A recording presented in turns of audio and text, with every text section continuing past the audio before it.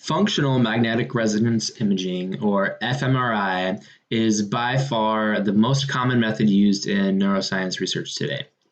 This kind of piggybacks off of MRI. Essentially, there is iron in the blood, and there are magnetic properties in iron.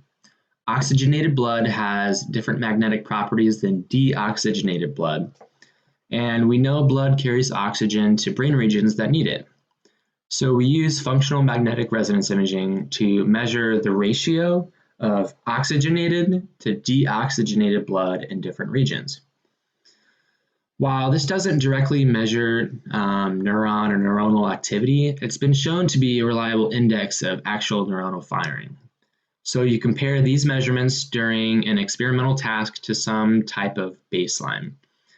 You use typically a subtraction method to get an idea of brain responses to stimuli.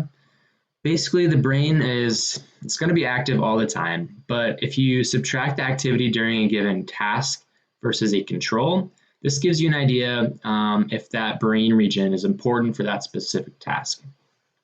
With fMRI, you get both structure and function. The structural resolution isn't as great as just a regular structural MRI, but the spatial resolution of the functional activity is pretty great. You can really pinpoint where things are happening in the brain with fMRI. The temporal resolution is a lot better than PET scanning, so it's good, but I wouldn't call it great. It's about 2 to 8 seconds, so it's a huge improvement over PET scanning, but you're still missing out on a lot of things that happen in the brain on the sub-second or even the millisecond level. Its best use is in the research settings to see what specific areas correlate with different cognitive processes. Single-cell recordings involve very tiny electrodes that are surgically implanted in the brain at a site of interest. It can record activity from a single neuron or a small group of neurons.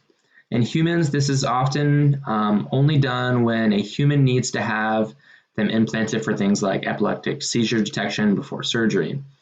But researchers work with patients who get electrodes implanted for surgical reasons. And since these patients have to spend their whole day at the hospital, a lot of them are actually very happy to take part in research experiments. So neuroscientists run all types of experiments while recording what happens at these electrode sites, and therefore you can kind of get a sense of what that particular brain region is doing.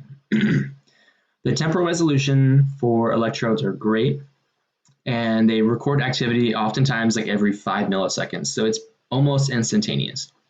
The downside here is that the access to patient populations is often scarce and small, and that you have to, or you can only investigate a tiny part of the brain where the electrodes were already implanted. But sometimes it's okay because researchers kind of tailor their experiments to target those regions that are implicated. In animal research, you can strategically place electrodes in all different regions of the brain, and it's often done surgically with mice and monkeys. So like I said, you get specific measurements really rapidly, but it's an invasive procedure. There are rare opportunities, and you don't get any type of big picture of what's going on in the brain. Electroencephalography, or EEG, is a non-invasive way of recording electrical activity without the need for surgery. Here, electrodes are embedded into a cap or net, and the electrodes are placed on top of the scalp. These electrodes are sensitive enough to actually measure brain activity through tissue, the skull, and the skin. On the right, you can get a sense of what these EEG caps and electrodes look like. So with this, you measure brain waves, but the electrical activity you measure is actually really tiny. So you need what's called an amplifier to kind of blow these up so they're large enough that we can detect them and analyze them. A good thing about EEG is that it's modular, so you can have different numbers of electrodes. They can be hand-placed, although you do need a minimum of 3, and caps exist anywhere from having 16 up to 256 electrodes. EEG historically has been great for the detection of epileptic seizures, as shown in the top picture, and also to track changes in alertness and throughout sleep cycles. The bottom picture shows the different EEG frequencies seen through different stages of sleep. For scientific experiments, researchers often use what's called event-related potentials, or ERPs, when using EEG. The idea here is that EEG measurements are time-locked, so they coincide with a stimulus. So you look at the EEG directly at the time you show, for instance, a puppy on the computer screen. Then you show another puppy and another one and a bunch more. And then after you collect all that data, you average them all together and you get a cleaner looking waveform, or ERP. So for now, just be aware that this is a method to experimentally investigate brain activity associated with different activities or tasks. The benefits of EEG include excellent temporal resolution. Like single cell recordings, the temporal resolution is at the millisecond level. It's also completely safe. You can do it a million times and it's totally fine. EEG, like every method, does have its constraints. It has poor spatial resolution. So brain waves are measured on the scalp and not actually in the brain. So it's really hard to kind of track down exactly where that activity occurred in the brain.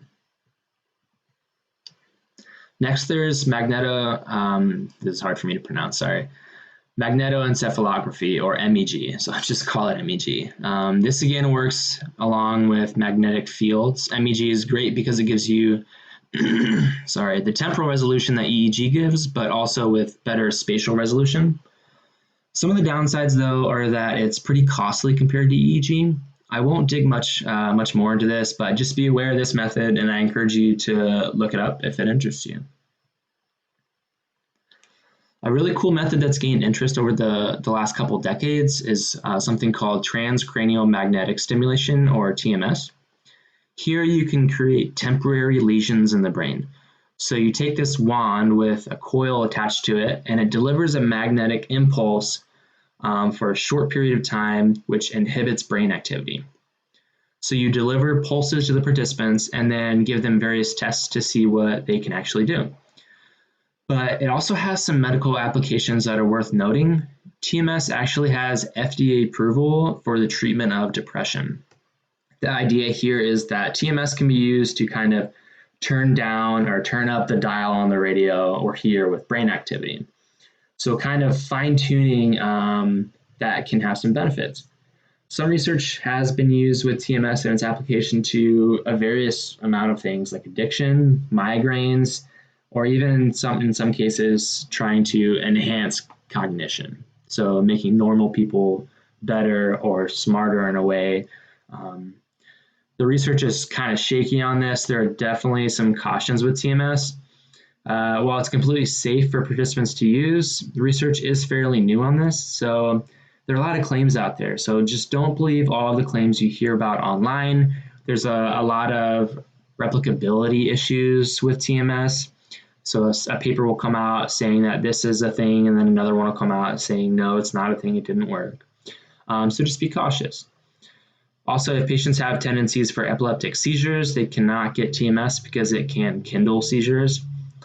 Another limitation is that the magnetic pulses are only strong enough to reach the very outer areas of the cortex, so there's no way to really affect deep down subcortical structures. So there is a little bit of a limitation on what you can study, but nevertheless, it's a really cool technique, and I've attached some videos in the resources for you to watch. Okay, so this is all I'm going to talk about in the lecture. There are a few more slides here that I encourage you to read through on your own time.